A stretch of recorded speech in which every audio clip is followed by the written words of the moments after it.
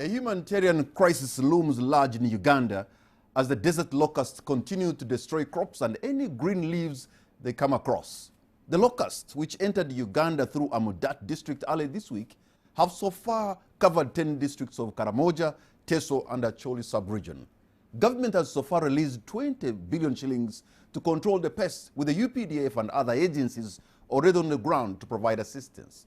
But now, how will Uganda cope with the side effects of these locusts? Tonight we host Bright Rwamirama, the State Minister of Animal and Veterinary Affairs, Ibrahim Semujunganda, the Opposition Chief Whip, and Dr. Moses Chemrot, a lecturer at the Department of Entomology at Makerere University.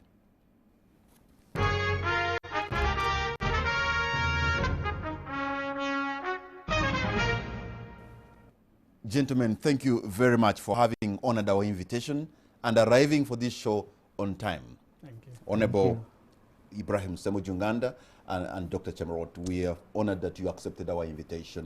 We also invited the minister, like I said in my introduction. I think he's running late. He should be coming in shortly. But let me begin with you, Dr. Chemrot, because this is your area, entomology. Should we really get worried about these locusts? But before you could do that, let me go to Karamoja, because we have our reporter there on standby, Juma Kiria. Please, Juma Kiria, could you bring us to speed on what is happening where you are and what is the situation like on the ground? Juma? Thank you very much, Patrick, and the viewers of On the Spot this evening. We are coming live from Amda district, the district that experienced the first invasion of locusts since they were reported in Kenya. The report came in on Sunday, and since that day we've been camping here, and we've been chasing locusts. Like everyone would say that the locusts were not seen, they were moving from place to place. The first time they were reported here, they were in a village called Koseke.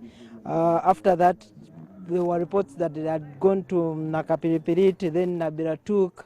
The following day, they were reported to be in Moroto, then Abim, then Katakwi. So we kept on moving around Karamoja region until yesterday, personally, is when I first saw the locusts. Then today it was massive. When it was reported, they were in Komoret, in a sub-county called Moriat in Amda district. Today the UPDF has come in, they've started spraying.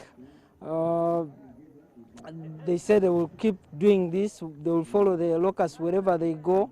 They've called on the public to provide them accurate information wherever they see the locusts so that they can follow up and spray them. They were joined by the Ministers of Agriculture, headed by Honorable Agri Bajire, who was here, but the team, I understand, is being headed by the Minister himself, Honorable Sempija. There were other ministers like Helen Adoa and State Minister for ICT, Peter Ogwang. They were all on the ground today. The UPDF is being headed by Major General Sam Kavuma, who is heading this operation. And as it stands today, they are ready to do the spraying of the locusts wherever they are. On what you actually saw on the ground, especially with the UPDF in action, because we were told about 2,000 soldiers, and if the locusts have spread in a radius of over 8 districts, I wonder what 2,000 soldiers can do with their packs on the back of spraying. Really, is it very effective? Because I can imagine 2,000 soldiers can even get lost in one sub-county alone.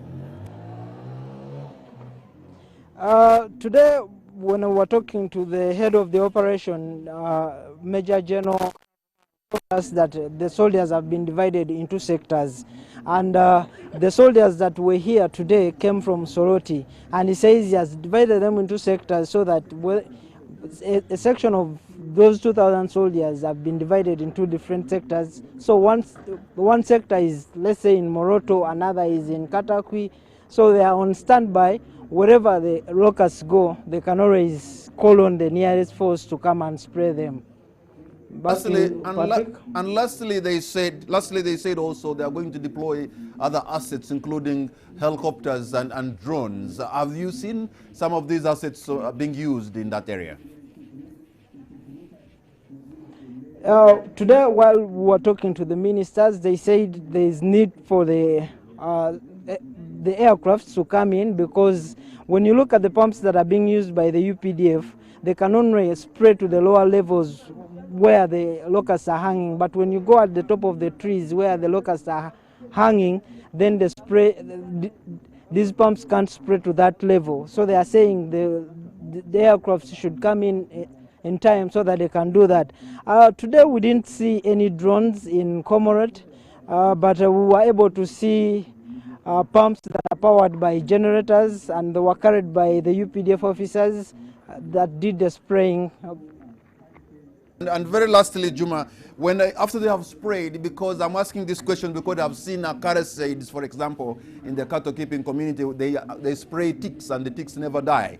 Are these insects dying anyway? Yeah. Sorry, Patrick, I've not got you, but yesterday when we were talking to the district health official here, he said they are worried because the pesticides that they are using to spray these locusts could be dangerous to the cattle that is kept here, especially when it goes onto the pasture that these cattle feed on. That's their worry, and they are not very certain on which other methods are going to be used, but they are worried that their cattle might be affected because of the pesticides that are going to be used while spraying the locusts. Are the drugs Back to you, Patrick. Are the drugs effective? Are they killing the insects? They are very effective, because today when they were spraying, most of the insects that were touched by the pesticides, they would die instantly. For that, I observed it myself, and there were lots of locusts that were lying on the ground that had died. Juma Kiria Aumani Namudat, we thank you very much for bringing us to speed on what is happening in that part of Uganda, and we're relying on you to get continuous information as we continue to cover the entire region there where the locusts have invaded. We thank you very much, Mr. Juma Kiria. Thank you. Thank you, Patrick. All right. Well, thank you very much. I thought I should just bring you to speed on what is happening, and Juma Kiria was stating what he was able to see today. But tell us about, as an entomologist, this is your area. What do we need to know? How do they occur, and why have they come now? We have not had a locust invasion we only have had it in history. Yeah, thank you very much, Patrick, for inviting me. I'm grateful for the invitation. First of all, we need to understand what desert locusts are, because currently we have the desert locust invasion in this country, in our country. But we have different types of locusts. We have what we call the African migratory locust, which is usually within the West African belt. We also have the red locust, which is usually within the southern part of Africa, and with a breeding population within Tanzania. And that is one potential group of locusts that can invade the country. But currently, we have been invaded by the desert locust, whose territory is within the dry belt of northern Africa, up to some parts of Yemen, parts of Somalia. And so this type of locust breeds within that belt, the northern part of Africa. And occasionally we see that there are invasions into areas where they normally don't breed from. And what causes the invasions? We see that there are usually some changes within the environment. For example, rains, like we currently have extremely high rains in certain parts of the world where rains have not always been there, particularly in the desert parts of northern Africa. And we also see that the insecurity within Somalia and Yemen allowed these insects to breed to levels which are problematic. And once these insects breed, they have to look for food. And one of the triggers for migration or swarms is that the population is too big and they cannot get enough food within the locality where they are breeding from. So they have to move out in search of food. But we have different phases normally among the locusts. We have what we call the solitary phase, and that is where you find individual locusts. And in that phase, they are not problematic. But once they start aggregating, coming together, what we call gregariousness, coming together, aggregating together, they become a problem because they have to look for food. And that is exactly what we are seeing now. And the possible explanations for the problem that we have now are climate change, possibly climate change, because we see that the weather has changed significantly. We now have rains in periods where we should be having drought. And we are also having unpredictable rains. We are having rains when we should not be having them. So and this could be explaining why the population built up. And because normally this pest is migratory in nature, it traverses several countries. And that is why the control approach normally is transboundary. So there is a cooperation. Let me ask this, because how far can these insects travel, these locusts? Because if they are breeding, let's say, around the coastal line of Somalia or maybe in Yemen, and some people have said they have even moved to parts of India or even Pakistan, are they able to cross the Indian Ocean while flying or what? What we see is that the movements, particularly migrations of these insects, are enhanced by winds. So they can travel kilometers and kilometers per day depending on the availability of winds. In some cases they have been documented to travel thousands of kilometers within a period of 48 hours because of wind, which blows them. Because from the information that we have, they can travel at an altitude of over 2,000 meters above sea level. So in other words, so they can even be a problem to aviation, to planes. Yes, and this is what we saw. If you've been following the news, particularly in Ethiopia, there was a plane, I think around early January, which had to make an change. Emergency landing. Yes, not an emergency landing. Course. Yes, it had to change the course because of the locusts. And so the locusts are a big threat. First of all, they are a big threat to food security. For example, we see that from the report of the death of the locusts that invaded West Africa and northern part of Africa between 2003 and 2005, the food that was lost, the crop loss that was lost was over $2.5 billion. And so what we are seeing currently within Uganda and within the region is a big challenge that has to be addressed. And already, as you are aware, government has put in measures which are in place. In most cases, when we hear of locusts, we are reading them in the holy books, in the Bible, I think, and the Holy Quran. And the Bible, every time they talked about locusts, was like a plague, biblical proportion, and, maybe telling us about an existential threat. Should we think about those terms that we are actually facing an existential threat? From the spiritual angle, the actual thing of destroying the environment. Yes, from the spiritual angle, you can say that maybe we have sinned and we need to repent. Because when you look at it from the possibility of the current threat, there are many things that can happen, given that there are things which we are not in control over. Like, for example, currently, you see that these locusts are coming into the country, and they are potentially breeding already in some parts of the country. And we see that the multiplication rate can be tenfold from one generation to another. And a generation is about 3 to 6 months. And this is a short generation time. All right. Thank you very much, Dr. Chamorro. Let me bring in here the Honorable Ibrahim, because you are now the only arm of government we have now. So you're going to take questions of the minister and of parliament and of everybody, because he's telling us about the breeding areas, and we know we are a partner state of the East African community, and I'm wondering, together with the parliament and the executive, we should have done much more so that you take the fight to these locusts wherever they are. You don't have to wait for them to come to Mount Kadama. You see, yesterday, this question was, a member of Parliament raised the question, which we debated for near an hour. By the time the Honorable Ramirama arrived, again late, we had exhausted ourselves.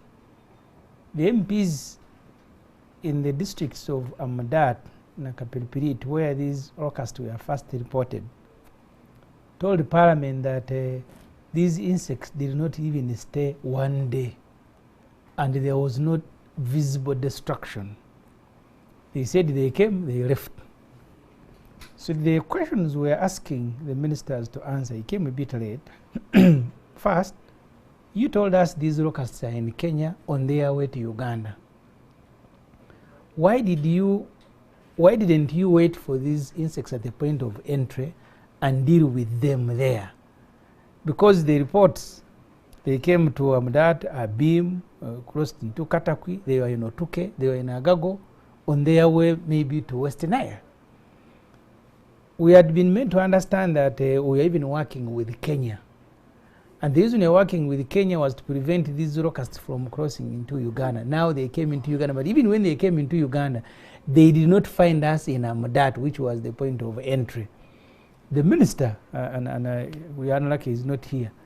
When they came, that's when you had two ministers going to Kenya to negotiate some planes after they had arrived. That's when you had the insecticide being loaded at Kololo into UPDF choppers to be taken to Amadat. That's when you had mobilization of soldiers to go and begin, first of all, training. And yesterday we were told that actually the training of the soldiers was not to deal with these particular locusts that had crossed. They said they had hatched, and then they will need to be either waiting for the eggs, and then as soon as they hatch, then they will begin spraying. That's what we were told yesterday. In fact, I didn't know that they are going to spray these insects, because Rwamerama told the Parliament that the particular insects that had crossed as of yesterday are the old ones that were in their final stages of breeding, and they are going to die anyway. That's what he said. But the questions you're asking me now, I can't answer on his behalf. I can only tell you what transpired in Parliament, that first the MPs from Karamoja and many other MPs, in fact at one time it even became a joke in Parliament, as if this was not a serious matter, because the debate focused so much on the amount that we are spending. We had not made our subscription to the regional body that fights locusts for many years. As soon as the first 15 billion shilling is released, 11 goes to pay subscription, because we are in areas of many years. The remaining one is what now people are using for transport, for buying insects, and then they are demanding for another 7. My own understanding from the statements presented by Honorable Ramirama and other government ministers, that while we knew that the locusts were on their way to Uganda, we did not adequately prepare. And that's why now you see they are running. Actually, that's what I told them in Parliament yesterday, that you are looking shabby, running after insects. Why didn't you wait at the border?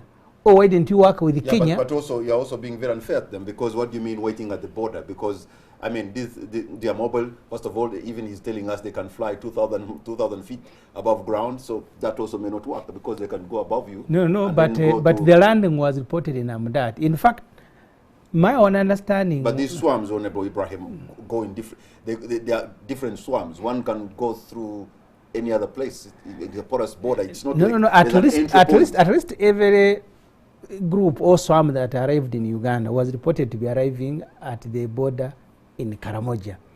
It's not that one came and... Karamoja is a region, Honorable Ibrahim. No, it was 2 districts, Amdat and Nakapiripirit. In fact, Nakapiripirit is one district that was split into 2, Amdat and Nakapiripirit.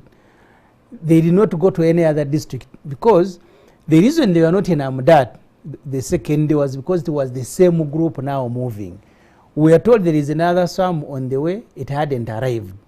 It appears from the explanation of government, it was even possible to join hands with Kenya and fight these insects within Kenya. But this didn't happen. Many MPs thought that actually the particular officers responsible for fighting them actually wanted them to come. Otherwise, how would you release all this money if the insects didn't come to Uganda? So these were the voices in Parliament yesterday. But from the explanation of the minister, the preparation, the adequate, first of all, there was no adequate preparation, but even the little that was there started when these insects were reported in Karamoja. All right, and let me come to you, Dr. Chimaroti, because they say the insects, the life cycle is about 6 months, and then they'll have died. But then, you know, Uganda is not a particular place where they can breed from. So I'm wondering about how they're going to multiply, yet this is not their natural habitat where they can actually multiply from. I think that is not true, that they can't multiply within Uganda. The point is that, first of all, I should take you back a little behind. I didn't talk about aspects to do with the life cycle, the life cycle of this particular group of insects has 3 stages.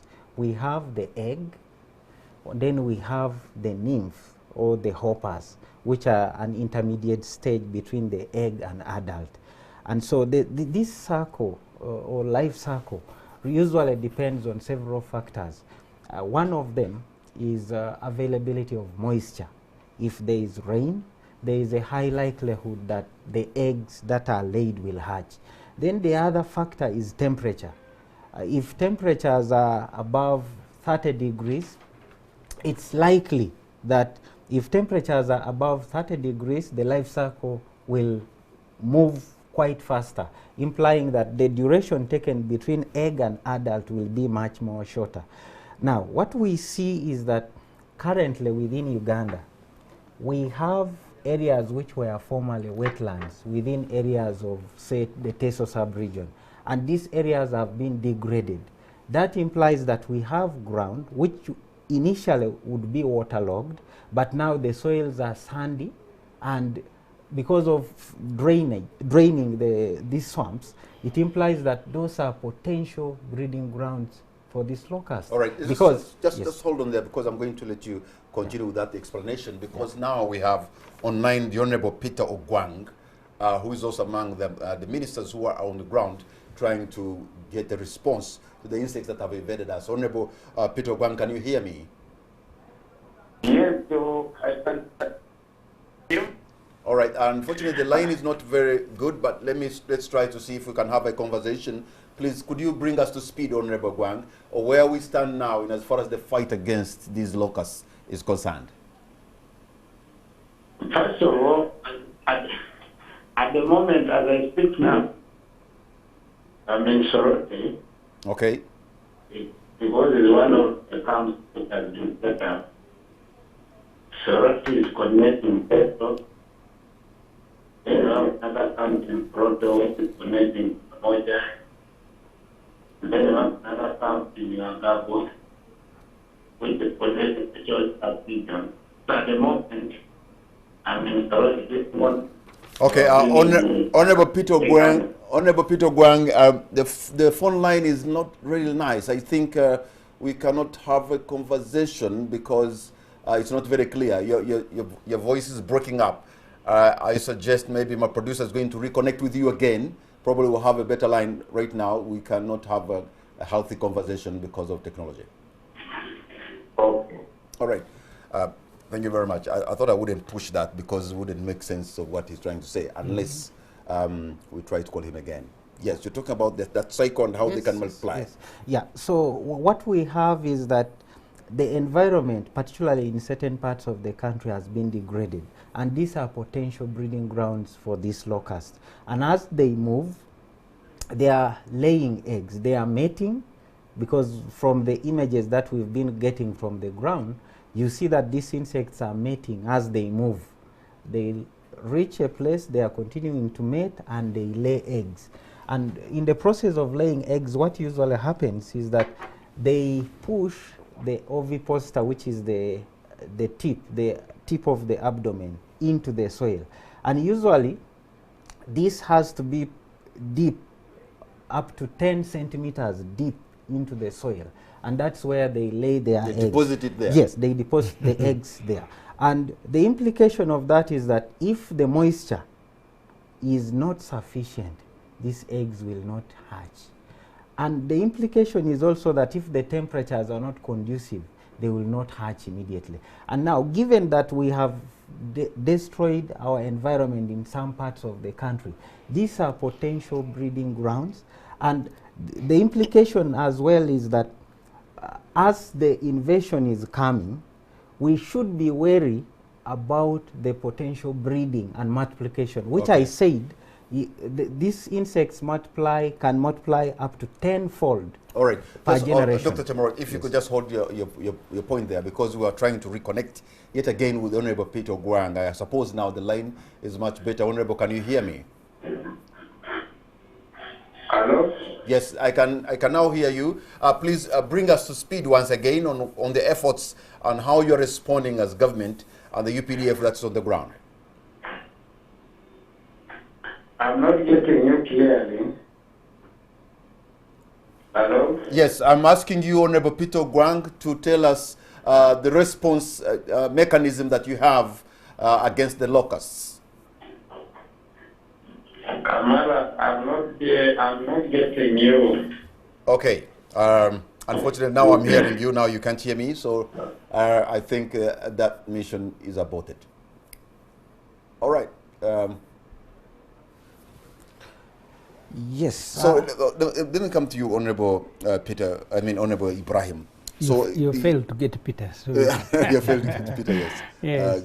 Now, so you have released as Parliament, of course, 22 billion, and the other money has gone to pay for their subscription that we have not been paying. As Parliament now, what questions are you putting the executive? What do you want to see happen? Because you are the guys to check them, keep them in balance. You see, yesterday the debate, as I said, was on the amount of money we are spending, but also this government has a problem of credibility, because even when they are doing something right, people will continue suspecting them. Even today, we are not discussing locusts, but their MPs, we are discussing the response to the coronavirus. But you had the same questions making reference to what we were debating yesterday. That, okay, we can deal with the coronavirus today, but you have to tell us how you spend that money of fighting. The MP for Kasiro, Honorable Okupa Elijah, told us there were some hyenas that ran away from the park and raided his constituency.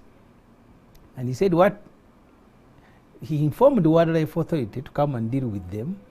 He said for 2 weeks, they were sleeping in hotels, going to sauna in the evening, and they didn't see the hyenas. But he said, when he announced personally that I'm going to be paying 1 million shilling per hyena, the villagers brought them within 1 day and the problem had been solved. In fact, his suggestion was that instead of bringing UPDF from wherever you are collecting it, just bring weighing scales, tell people that every kilogram of locust is 5,000. You will not see them again. People will even leave Kampala to go and harvest them. So that was easy. The point was... I'm sure that was a joke, right? it wasn't. In fact, some ministers bought it. They said maybe it can work. But the point is, first, we had been told there's going to be a lot of destruction. People who are in Karamoja and in the areas where these particular locusts have gone, they have not seen that destruction. The fear now is that these eggs that they are laying, when they begin hatching, maybe you're going to have a multiplicity. It will not be one sum, but I think the information you're using is the information as of yesterday. Yes. But today, I'm told the insects came in a massive scale. No, we had been told that there are some insects in a distance of 4 kilometers that was on its way, and you're told that's not going to be the last group that is entering Uganda. There will be several others that are on their way, depending on the weather. If the wind blows to another direction, they may not come. But you had also been told that the first swarm that came and crossed into Amdat and then was in Katakwi was also on its way now back to Amdat. So the joke didn't come from us, but the joke came from the way we are handling. That you have a group in Amdat, they say now they are in Agago, now they are running to Agago. Because at one time, the Minister of Agriculture, Honorable Sempija, was filmed now in Agago. Then you're told now he's on his way. So the way we are responding at one time looked uncoordinated. So, but we haven't, from the explanation of the entomologist, nobody has put together for us a story, maybe the report earlier that Kenya lost crop worth about 2.1 billion is a more convincing report that this is a very dangerous thing. The way it is now, with MPs from Karamoja themselves saying no destruction, these things have gone, they are just being blown away by the wind. So we need someone to do an assessment where these insects have been, what sort of destruction have they done, what do we expect? Because even the minister, as I said earlier, said the problem now is not on these. These ones are old. They are going to lay, they will be doing their final laying and then they will die. But he said the problem we are fearing are the eggs that they are laying. And in the areas of Karamoja, I've been to many areas in Karamoja, they are not usually crop people. They are a bit of animal and a few. Yeah, but even then, so eating. long as they destroy the vegetation, vegetation is the base where human beings survive. Yeah, but because animals also eat the vegetation. It wouldn't be as disastrous as landing into a maize plantation and all of it is finished. It is as disastrous as that, because if it eats the pasture for the animals, it is the same thing. Yeah. It is that disastrous. But we're going to take a break, and we shall continue with the discussion. I must also remind our viewers that we invited the Honorable Brait Rwamirama, and he confirmed to be on this show. Up to now, we have not yet seen him, and his chair is still right there waiting for him. We'll be right back.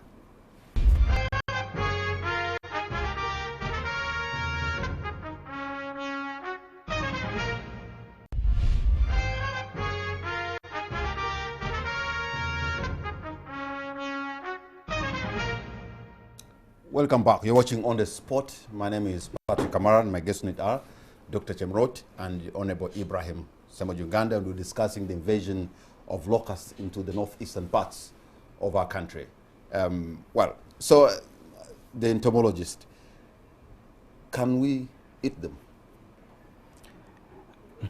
These insects ideally would be edible, but they have what we call chitin, which is the covering which they have in their bodies. That chitin in itself is a big problem. Someone can eat the locusts, say once, and the following time they are to eat it, they will have constipation, which is a very big problem. And so that implies what? chitin. So what is that? Chitin is it's one of the protective armor in insects. Okay. It protects the body. Hard body. Yes, exactly. But that's it not protects different from grasshoppers. It's not different, but the amount of because I chitin, remember when we yes, had this is very true. It's so not different. There was time when we had they are in the same shortage, group. Yes. And people were feeding on grasshoppers had constipation. But particularly when you are feeding levels, on grasshoppers alone. Yeah, but the levels of chitin are different. That isn't a big threat. It is a big threat because it will start causing problems in the population. And secondly, and more importantly, these insects have been sprayed along the way. That would imply that there is accumulation of chemicals, even if they may not have contacted directly, but if they have associated with others with the chemicals, but they say the chemical becomes inactive after some hours. It's no longer. No, that's not true. What we know is that there is what we call accumulation, bioaccumulation of pesticides along the food chain. Even if you sprayed these insects and they take up even a very small amount of the pesticide, it will accumulate over time. If, for example, this insect that has been killed by the pesticide is eaten by another animal, and several of them are eaten, the accumulation of that pesticide can harm that organism. And if you look at it from the wildlife and human perspective, it may not affect us immediately, but over time. And we see that the chemicals that are used to control pests, particularly insects, most of them are poisonous. They are toxic at certain levels. Although they may not be toxic immediately, but over time, they have issues related to accumulation, which can result into them being carcinogenic, that's resulting into cancers, or they may directly be toxic and kill even people. So what we are saying is that Of course, they should use the low dose, which they are using, but we should also ensure that we develop a monitoring system to ensure that what are on the ground, the eggs that are likely to be hatched, are identified early, particularly the hoppers are identified early at that early stage, and control is done at that early stage, which will not reduce on the amount of pesticide that can be sprayed on those that are flying. Yeah.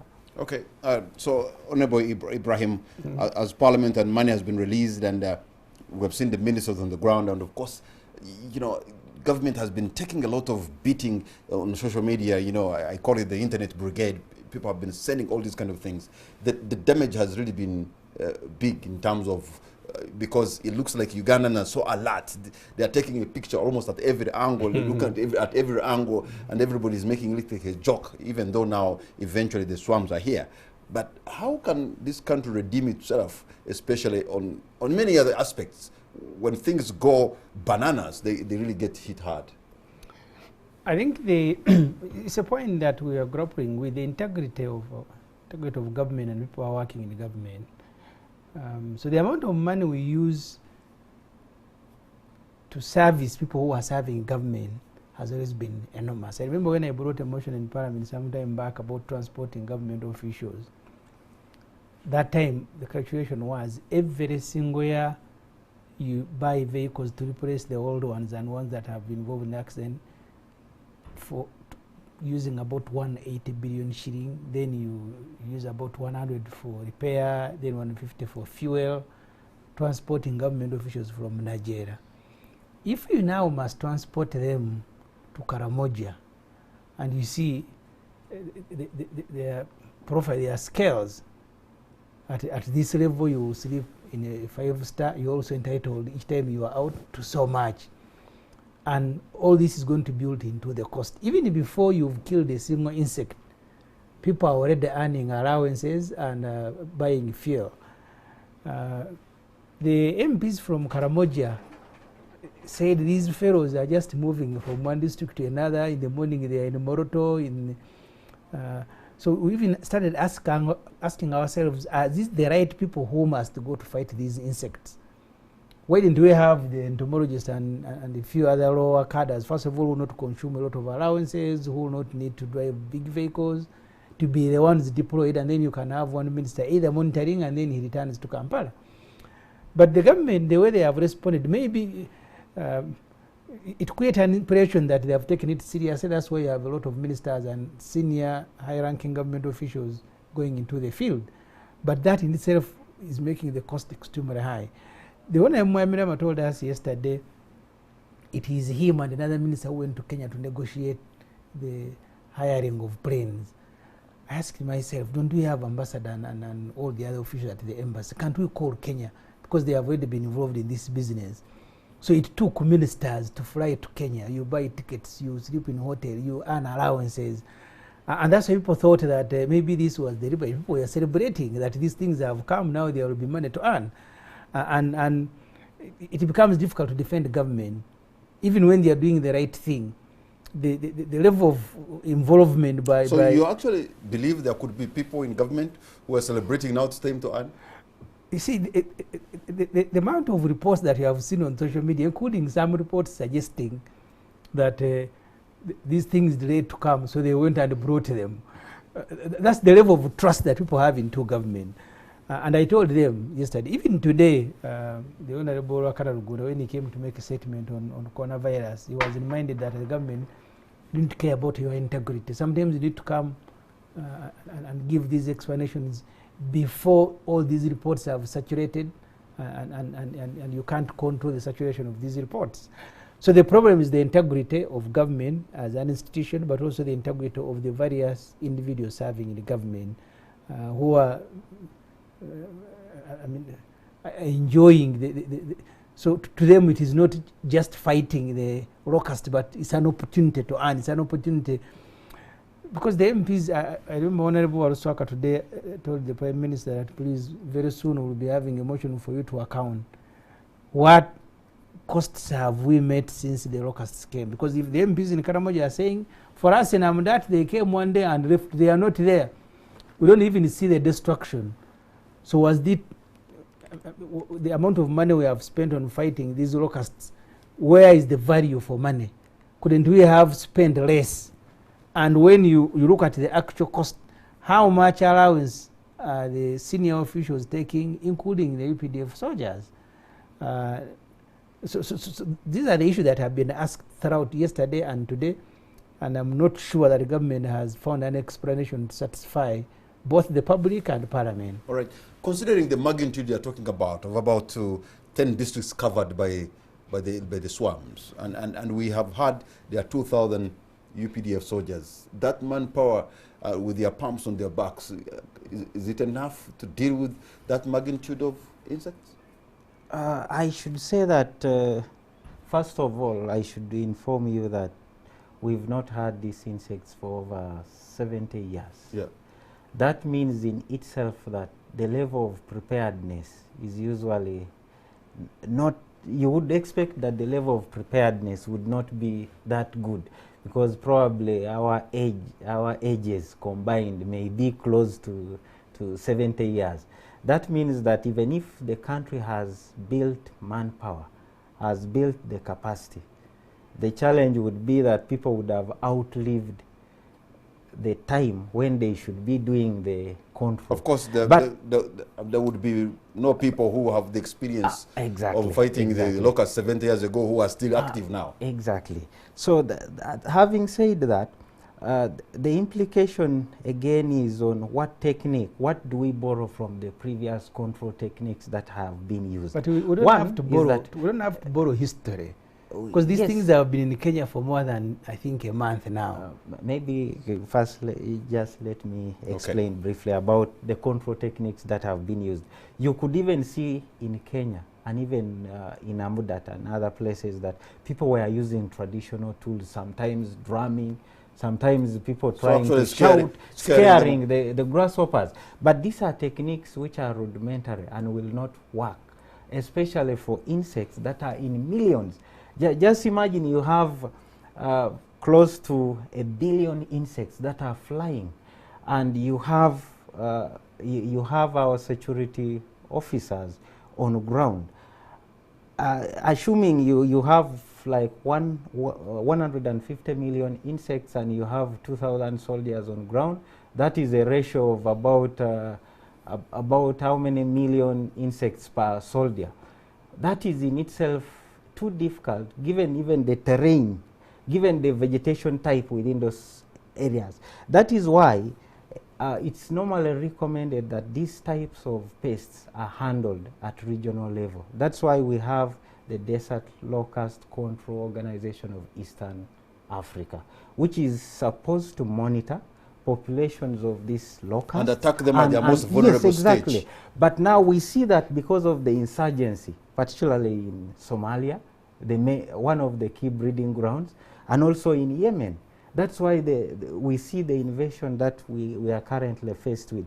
Having said that, you see that, of course, we have different priorities probably as a country, and this in itself could explain why we have had a slight delay in terms of acting. Because in what we know is that it is very important to respond quickly to issues related to pests like the desert locust, because of the enormous losses that are expected in case they are able to establish within so the insecticide they are using to kill these locusts, couldn't it be harmful to other useful insects, for example the bees and other things, and then we could find ourselves in trouble? Yeah, what we know is that basically all pesticides have issues. They have impact on other non-target species, but of course normally when they are using these chemicals they have to do what is called targeted spraying. That is why they are supposed to identify spots where these organisms have roosted and spray them within those locations. Say if it is maybe probably a few 100 meters, normally they roost in the evening and they start there are serious travels or movements in the mornings. So this is again why normally the sprays have to be conducted either in the evening or early in the morning before these insects So these insects are not nocturnal, they are not like grasshoppers, no, they move during the day? They are not nocturnal, but they continue feeding even at night. That is the interesting bit. Once they have landed, they are not going to fly at night, but they will continue feeding on the vegetation where they have landed. Even if it's at night? Yes, even at night, yes. Okay, I am going to take a break, and when we come back, I'll open the lines so that you two, wherever you are, you can be a part of this discussion. In case you have seen with your own eyes where the locusts are, then we need to hear from you. We'll be right back.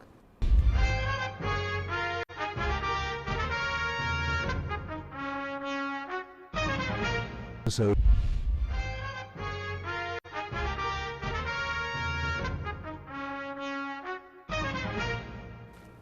Welcome back. You're watching On the Spot. My name is Patrick Amara, and my guests tonight are Dr. Chemrod and Honorable Ibrahim Semojunganda, and we're looking at the invasion by locusts of the northeastern part of our country, and government is having a response with the UPDF on ground and the ministers there trying to see how these locusts can be dealt with. This is the time when you can be a part of this discussion. I know you've been having a lot of discussions online, and people really, some of you have been very angry, but now we need to hear from you, especially if you are in those areas that have been attacked by the insects. You can tell us your experience. The numbers are going to be on the screen. Please pick a phone and talk to us, and be precise and concise so that we can get a couple of people to contribute on the show. This is the moment when we get to hear from you yourselves. I'm going to take the very first caller online. Hello. Hello. Good evening, sir. What's your name and where are you calling from? Hello. Hello? Yes, this is Anton. Okay, go right ahead, Aston. Yes. Now, in that discussion, there are two things that have confused me. Mm-hmm. When the specialist is talking, he's telling you that some of these locusts have been sprayed already. That's why they are dangerous to eat.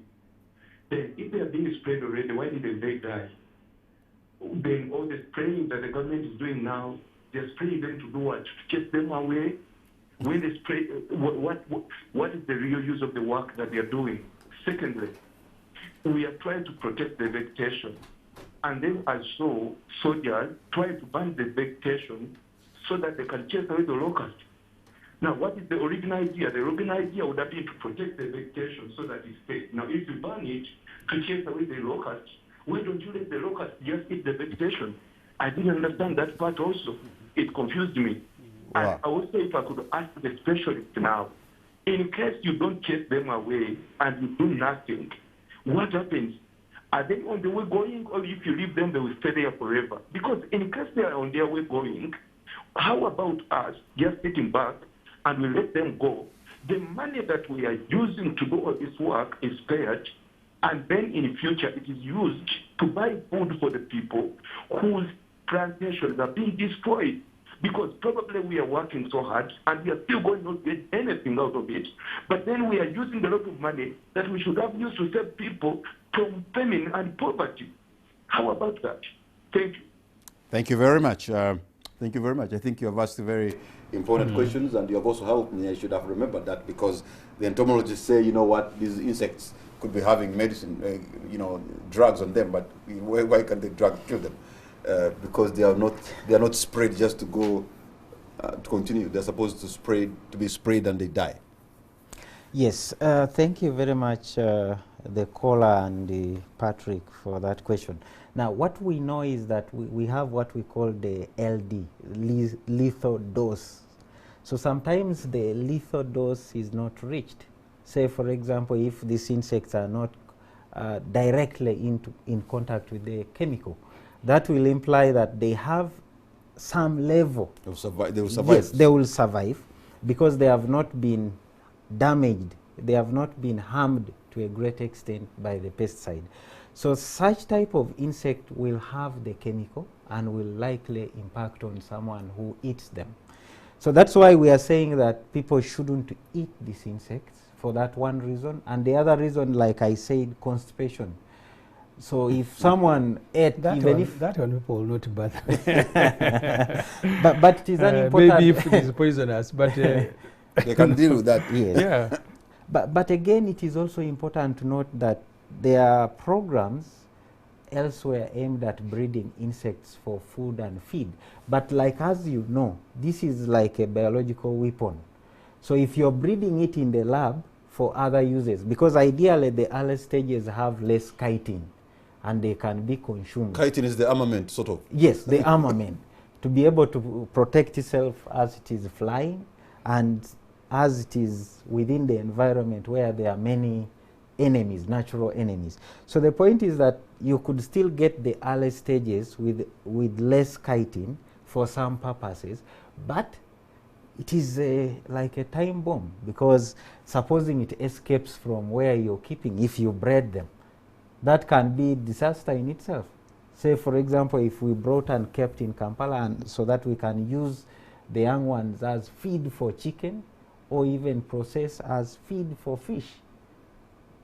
It's a potential, but the challenge with it is that if there is an escape, you will be in trouble. I'm going to be opening some lines Then again. Yes. there was another question related to the banning. Yeah. Yes, the banning will only delay the situation, because these insects would again move and lay eggs Somewhere else. Yes, somewhere else, and they will come back probably during the rainy season when we have the crops in the gardens. So ideally the best option is again to carry out area sprays of these insects using the modified plane aircrafts for the purpose. Then there was a question on whether government should do nothing and just wait for these insects to go. I think that is an important point, but the challenge is that these insects keep laying eggs as they move. And so that they would multiply more. Yes, they will multiply more, and we will have a bigger challenge going forward. So what I should say is that we already have this challenge, and this challenge has just started. In the next, at a minimum, 6 months or a year, we will continue to have related challenges related to this pest. All right. Thank you for that explanation. But I understand that people have been saying as humanity increases in numerical strength and become maybe 10 billion or 11 billion, our source of protein as a people, as we move on, is going to be insects. You, an entomologist, you buy that? Yes. That human beings are likely to be eating more of insects than anything else as we continue. Yes, swells. Yes, that is a very important point. We know that we have different insects that are edible. One of them is the grasshopper and senene, which is a delicacy. For some people. For most people within. For most people, particularly within the Lake Victoria region and even beyond. We now see people even traveling with the senene to US and other countries. Mm-hmm. So it implies that these insects are becoming an important source of protein, an alternative source of protein. And given that their biological footprint is much less, when we talk about the biological footprint, we are referring to the consumption and how that is translated into the input in terms of the mass of this insect. So what is eaten and whether that translates into the mass of that organism. So what we see is that insects are eating less and converting it into protein more than other organisms do. So that in itself gives them an advantage. And again, another important point about insects is that they multiply very fast. Yeah, you will see, for example, one insect laying hundreds or thousands of eggs. A good example again here is like the honeybee. A queen of a honeybee can lay up to 3,000 eggs per day on a normal day and on a good season. So 3,000 eggs per day, and if assuming it laid that for 1 week, how many eggs are those? How many young insects are coming up as a result of that? Then their lifespan is also short. Their life cycles are shorter than other organisms. Again, this in itself imply that there is a lot of potential in them, much as other groups of insects are pests. But there is a lot of potential in insects for food and feed. When we talk of insects for food, we are referring to insects that are edible by humans. One of them is senene. But when we talk about insects for feed, we are referring to insects that can be bred for food, for feeding animals. You may want to feed fish, you may want to feed chicken with some feed which has protein. And this protein can be got from insects. One of them is the black soldier fly, which can be bred. It can be bred using waste, even human waste, and it has been done in other countries. Okay. Yes. All right. You know, maybe just one more or two callers, and then I'll come back to my panelists to make their concluding remarks. But considering that we have seen now government response in these locusts, we have a bigger threat in Asia of coronavirus, COVID-19. I wonder, you as members of parliament, as the third arm of government, the kind of preparedness that we have so that we don't get, God forbid, that thing does not even come to within our borders. Because if it did, with this kind of preparedness, maybe it would be real. I remember the first time we were discussing contingency fund for disasters. First, the president was uncomfortable with it, that you cannot tie money waiting for disasters to happen when you have issues to deal with on a daily basis. Eventually, we said, okay, we'll allow government, we'll allow you to use a percentage, I think it was about either not more than 3% of the budget to deal with the disasters. But all along, we are being helped by World Food Program. They are the ones who come to our rescue. So that Minister for Disaster for disaster management, most times it is using resources of UN-related agencies. So the government of Uganda does not put their money. They will tell you they don't have it. But even when the money comes, first of all, the people in government most of the time want to blackmail Parliament and the population when something has happened. This is an emergency. We must move very quickly. And you don't have the option. Today, we are told by the Minister for Health that the country has some equipment to check for coronavirus, but we don't have facilities in case there is an outbreak that will help to isolate the people who are affected. And he said the only solution we have now, because the question in Parliament was about mainly the students who are in China and are crying aloud. And the minister said, no, we better keep them there. Okay, I think we have actually one of the Ugandan students in China, and we talked to this student earlier. Let me ask my producer to play that interview, what the Ugandan situation is for those Ugandans in China. It is currently studying in Wuhan. I want to call out to the government and whoever it might concern. We need your help right now. Financial assistance will not be of much help as a few shops are open. They are not well stocked and there's really no mode of transport for us to get there. There is no way to get to the hospital in case any of our friends get any sickness or anything. My name is Ruth. Okay.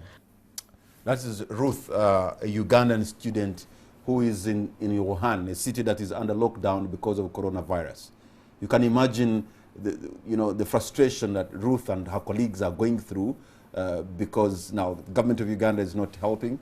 China is having its own problems, and there they are. The shops are not open. You can imagine their family members, what they are going through right now, considering they know that they have people, students and relatives in the city of Wuhan in China, and people are dying. And we've seen numbers keep increasing of the dead and also of the infected. I think people should just think about, Uganda should think about what to do. But also, it's very difficult to, as you can imagine, to bring the sick into Uganda, even other countries. No, what other countries have done? Because first of all, these ones are not sick. They are not. But they are in a town, they are in a city that is on a lockdown. What the other countries have done is to evacuate their population. For example, in America, whoever was brought from China in the specific province where coronavirus is a problem, in Hubei, they have kept them for 2 weeks before they are released to normal life. I think that's what the UK has done. That's what almost everybody else has done. So the cry of the student and their parents was that, yes, you can bring them, put them in an isolation center, and then after the recommended time, you can allow them to rejoin their families.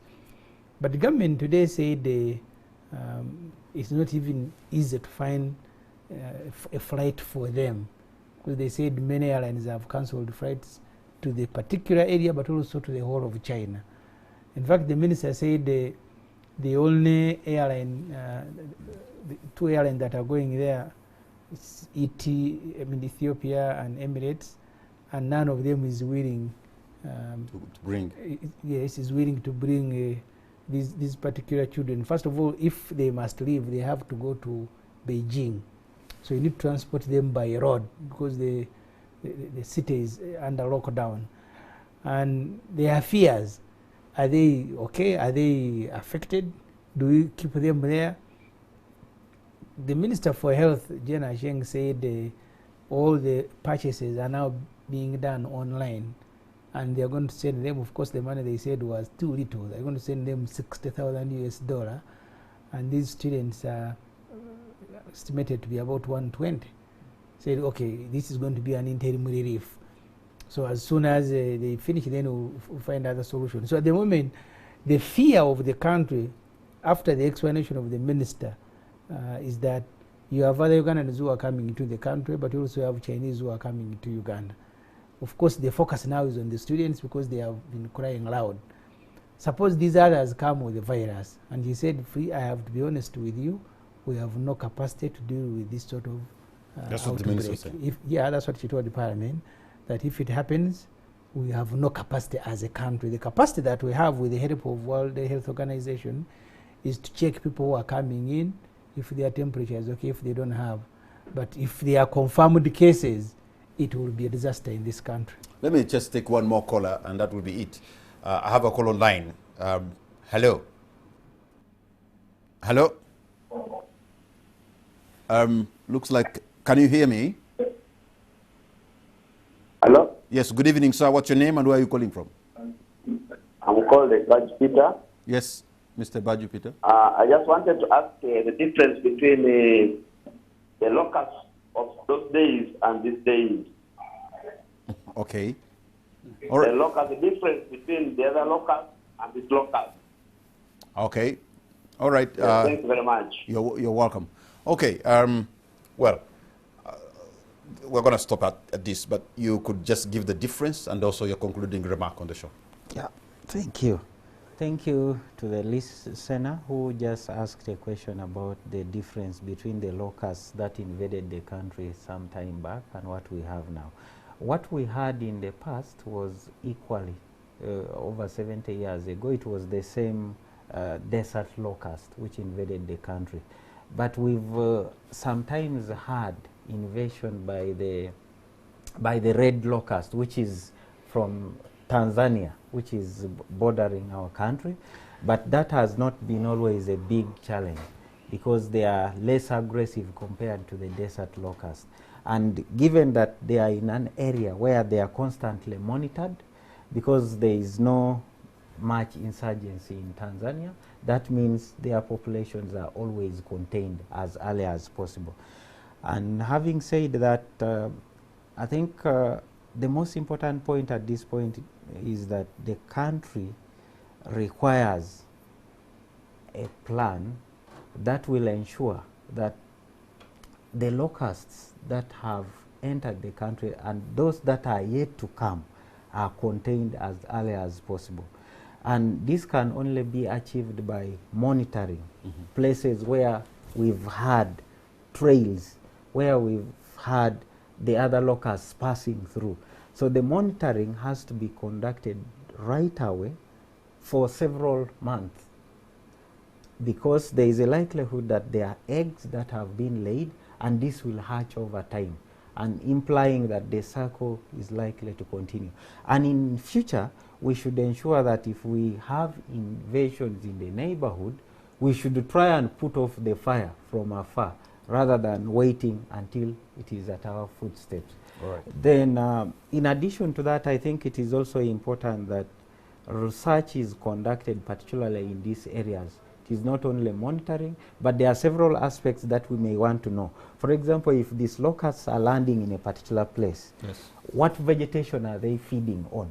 There might be plants they are not feeding on. And this could be unique in the sense that we may be able to identify potential pesticides,